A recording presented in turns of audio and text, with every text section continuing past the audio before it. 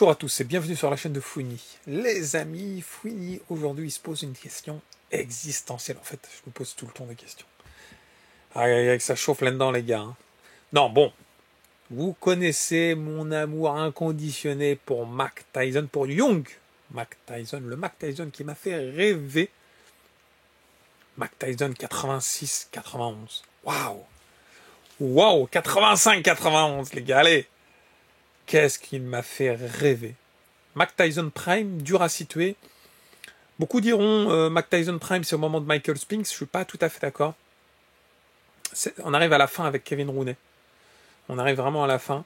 Ça y est, ils sont fâchés, il y a des contentieux. Tyson, il prend une trajectoire différente, il s'entraîne moins. Il a des soucis avec sa femme, son ex-femme, etc. C'est tout le tralala. Je dirais que le Mike Tyson Prime, il se situe plutôt autour de 1987. Et oui, seulement un an après son titre de champion du monde contre Trevor Barbic, mais je pense que c'est son prime. D'un point de vue technique, d'un point de vue ambition, d'un point de vue implication, je pense qu'il a son prime. Ah ouais, certes à 21 ans, hein, mais je pense que c'est son prime par rapport à la suite de sa carrière. S'il avait été extrêmement, on va dire, impliqué, sérieux, encadré, bien entouré, etc., son prime, il aurait peut-être été à 26 ans, 27 ans, il aurait été peut-être monstrueux, mais ce ne fut pas le cas. Donc on va rester sur le Mike Tyson Prime. Actuellement, Alexander Usyk domine la catégorie des lourds. Il a même dominé les lourds légers, il est monstrueux, invaincu. Il a battu à 2 reprises Anthony Joshua, il a battu Daniel Dubois, il a battu à 2 reprises Tyson Fury. Des gabarits beaucoup plus monstrueux que lui. Mais il en est sorti victorieux et avec la manière, les gars. Et je me dis, Tyson Prime contre Usyk Prime, qui gagne? Alors vous allez dire, Khaled, tu as un point de vue qui n'est pas du tout objectif. Tu vas être extrêmement subjectif.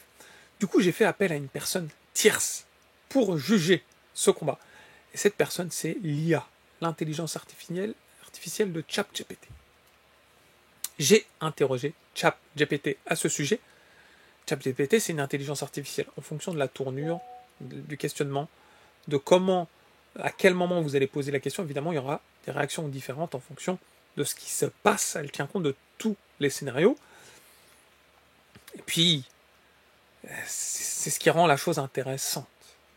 Donc, comment j'ai introduit cette question auprès de ChatGPT? Je vais vous la lire. J'ai dit « Bonjour mon ami Chap. Qui gagnerait entre Mike Tyson et Alexander Usyk, tous les deux à leur prime ?» Ce complément est essentiel, évidemment. On va pas prendre Mike Tyson d'aujourd'hui, pour le pauvre claqué au sous-sol, hein, avec tout le respect que j'ai pour lui, et le Alexander Usyk d'aujourd'hui, parce que son prime, il est peut-être pas en 2025 à Usyk également. ChatGPT a tranché. ChatGPT, il a tranché, il a donné non seulement la décision, mais les explications associées. C'est ce qu'on va découvrir ensemble au cours de cette vidéo. Alors déjà, il dit « Waouh ! Excellente question de passionné de boxe. » Merci, mon ami Chapou. Ça fait plaisir. Je suis un passionné, c'est vrai. Mais bon, quand même, ça me fait un peu rougir. Mais bon, il a même mis le feu. Si on imagine Mike Tyson version 86-88, lui-même place Tyson à son prime entre 86 et 88, 21 ans, Iron Mike. Contre Alexander Usyk, version 2018-2020, et je pense qu'il a bien ciblé, roi des poids lourds légers, puis poids lourds après sa victoire contre Anthony Joshua. Pas oublier qu'Usyk, il n'est pas genou, les gars, hein. C'est pas un genou. Je pense que ChatGPT positionne plutôt assez bien les primes respectifs de ces deux légendes. C'est un combat absolument énorme, mais très différent de style. Ça, c'est l'introduction de ChatGPT. Ensuite, il donne les styles. Tyson, 1m78, 100 kg environ. À son prime, il était même autour de 97.8, 98.2. Ultra explosif, ultra agressif. Ça, c'est clair. C'était pire que ça, de l'oppression, les gars. Regardez Tyson Bruno 1. Regardez un peu l'oppression de Mike Tyson, les gars. Un chien de la casse, un crève la dalle. Franchement, vitesse incroyable pour un lourd. On aurait dit un poids moyen, les gars. au niveau du dynamisme et de la vitesse. Ses meilleurs atouts, ses esquives, head movement. Hein, c'est ce côté vraiment rotation sur les côtés, de la tête, latérale, mais pas que. C'est légendaire. Son explosivité en combinaison. Des deux mains, les gars. Des deux mains. Regardez le combat contre Picklon Thomas, les gars. La gueule de Thomas qui souffre, qui grimace de douleur. Ça, c'est clair. Et sa capacité à finir en un seul échange. De 8 coups quand même, hein. Il oublie de le préciser, ChatGPT. Usyk, 1m91, plus grand que Tyson, 102 kg aujourd'hui. Donc plus grand que Tyson. Boxeur très mobile, gaucher, un des meilleurs techniciens de sa génération. Il use les adversaires sur la durée, jamais dans la bagarre inutile. Une intelligence remarquable sur le ring. Un gaucher qui déstabilise tout boxeur de la catégorie. Un cardio incroyable, une technicité, une réaction, un instinct. Il est en mode ultra instinct, Son Goku les gars. Alors, on va passer au scénario probable de ChatGPT. Si Tyson réussit à casser la distance rapidement, c'est le chaos. Usyk KO les gars. Et franchement, c'est pas impossible. On a du mal à imaginer Usyk KO comme ça. Mais le Tyson de 88, il peut le faire les gars, moi je vous le dis. Tyson jeune, explosif, était une machine à broyer même des mecs plus grands et techniques. Trevor Berbick, Larry Holmes sur le retour, etc. Si Usyk survit au premier round, au pluriel, les gars, ça veut dire, selon ChatGPT, disons 5, 6 premiers rounds, et ralentit Tyson, alors il peut commencer à le désorganiser et gagner au point. Usyk a un cardio incroyable, des déplacements magiques, et pourrait frustrer Tyson comme Holyfield l'a fait plus tard. Alors, c'est plus le Young Mike Tyson, c'était en 96, on va dire 8 ans après son prime, et surtout après la case prison. Mais Holyfield a su, en tant que guerrier, déstabiliser totalement ce Mike Tyson, le Mike Tyson du moment.